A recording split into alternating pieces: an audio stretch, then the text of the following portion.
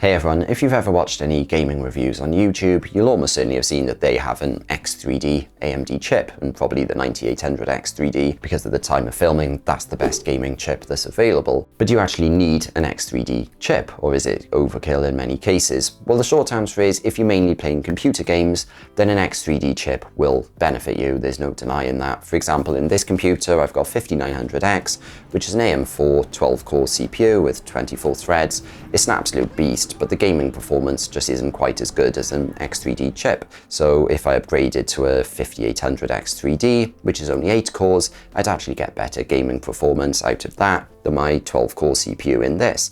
And that's because the X3D chip has extra caching, known as L1, L2, and L3 cache, and the way that they are made up is a lot better for gaming. There's less core parking going on as well, and as a result, the X3D chips are a lot better for gaming than something like the 5900X. Equally, I've got a DDR5 based system with a Ryzen 7600 CPU, which is a 6-core CPU, and that actually runs really well. But again, an X3D chip will perform better than that, like the 7800 X3D or the 9800 X3D will definitely perform better than the 7600, albeit it'll cost me 2 to 3 times as much money. And that's the thing, you don't need an X3D chip, especially if it'll cost you 2 or 3 times as much money and you can't afford that.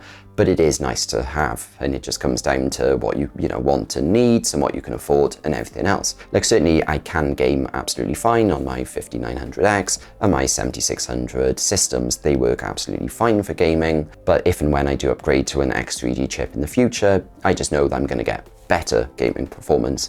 So it's not that I have bad gaming performance right now, I have fairly good gaming performance because I've got a good strong graphics card, but simply I know I can get better if I do use an X3D chip, and that pretty much wraps things up really. But if you've got any further questions, please let me know down in the comments.